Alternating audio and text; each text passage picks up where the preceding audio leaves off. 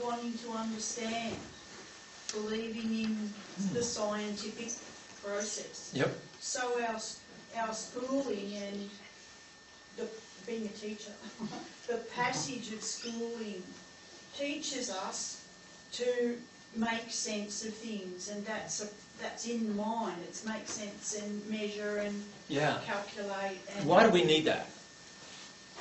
Well, it helps us. It does help us to have understanding of where we're at and measure it against. It helps us to process. It doesn't actually. But it shuts down feelings. Yeah. The truth is that our mind is meant to be, and the way God designed our mind is it's just meant to be the stupid servant of our soul. You mean obedient? Yeah, and stupid. It is stupid. When you think about your mind, you go and do something, and half the time in a day you've got no idea why. Be honest. How much time in a day do you spend doing something, and if you really sat down and felt about it, you'd realise you didn't want to do it? You've got no idea why you're doing it. Why is that? Because you're not trusting your soul, and your mind has become dominant. You feel you have to do it. Right? You're not trusting what's inside of here. You're wanting to do it. You're wanting to do something different. Right?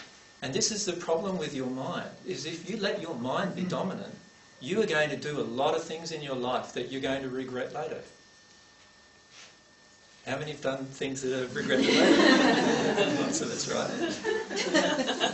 Because we haven't followed our feelings about things, right?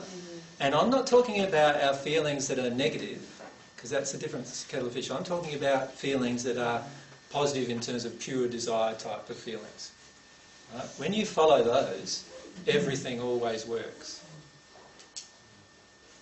AJ, how can you tell the difference between intuitiveness and the mind? Yeah, well, intuition is from the soul. The mind is just the intellect, obviously. So the source of those two feelings, if you like, are totally different. Right? Intuition is of the soul. And we'll talk more about sort of how to start trusting your intuition. Mind you, if my emotions in my soul are very negative, for example, if I have these huge feelings of unworthiness, where's my intuition going to lead me now? It's going to lead me down into attracting all of this unworthy things, triggering this unworthiness. I'm going to be treated unworthily, aren't I, with the law of attraction? So bear in mind that only when we connect in a way with God's truth is our intuition even trustworthy. Does that make sense? AJ, I found that if a thought process goes away or it diminishes, it loses impact, I know I've gotten in the way. Yeah. But if a process comes from my soul and it's an intuition, it keeps its intensity and the desire remains constant. But it's a sensitive thought, it's kind of a thing. Mm-hmm. But I do find that when I get in the way, it diminishes, and I don't have that follow through or that desire, or so that might help that. Yeah, no, that is often the case. Yeah. But bear in mind that what we're talking about here is there are two different influences on the soul. We'll talk more about that in a minute.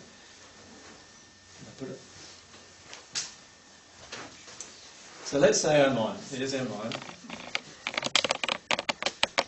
Get used to it. Your mind is no good at determining truth. Right? The reason why is because all the truths that God created are soul truths. In fact, there's the only area that you'll ever be able to progress to in the spirit world, if you trust your mind, is the sixth sphere. Because when you trust your mind, you're not trusting anything outside of your mind generally. You've become self-reliant rather than God-reliant. Right? There's this whole area of truth, and in fact the majority of the truths of the universe are based around soul truths. They're not based around the intellect at all. So if you are constantly trying to use the intellect to work out truth, eventually you're going to work out so much truth to the degree of a sixth sphere spirit, but you will not progress beyond that point.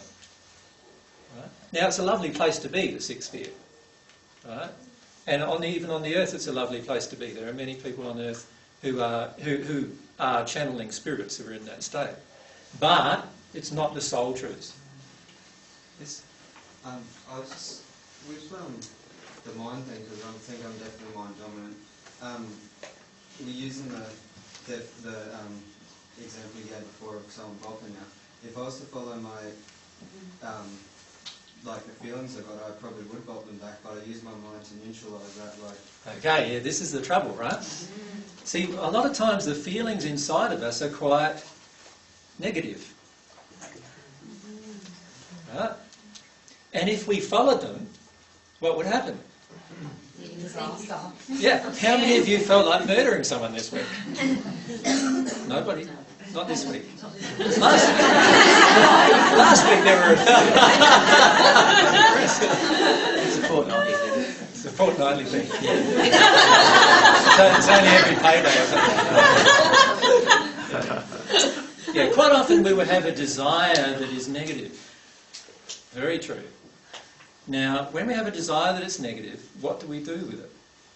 Now, if we followed just our emotions under those circumstances, then obviously we would probably act on that emotion and do something very negative, which would actually harm our soul again. But what we need to do, if we are fully choosing, if we are humble, what we will do is we will feel that emotion. Oh, I feel like killing Joe Blow.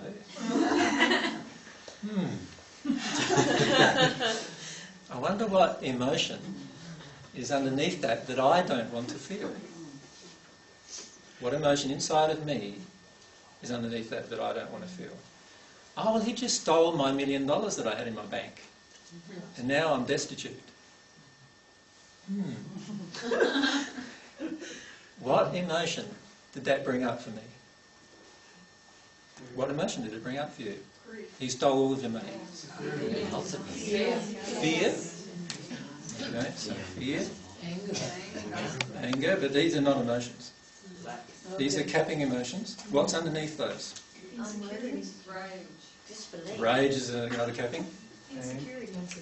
Insecurity. I'm unsafe. And I don't want to feel unsafe.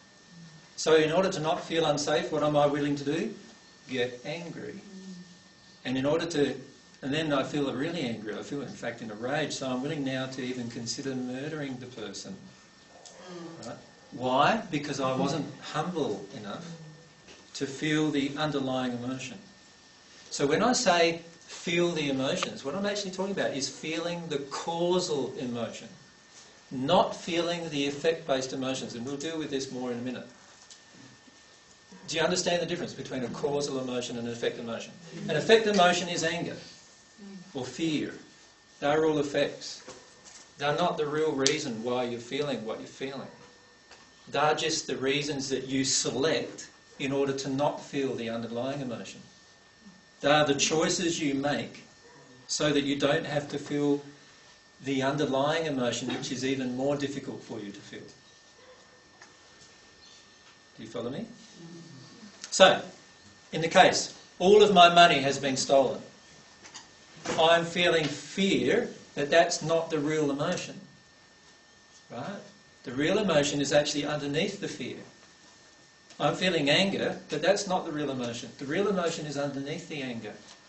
That's the emotion I need to let myself feel. And I choose anger, and I choose fear, and I choose these other things in order to not feel the underlying emotion. The causal emotion, the core emotion that created these other feelings.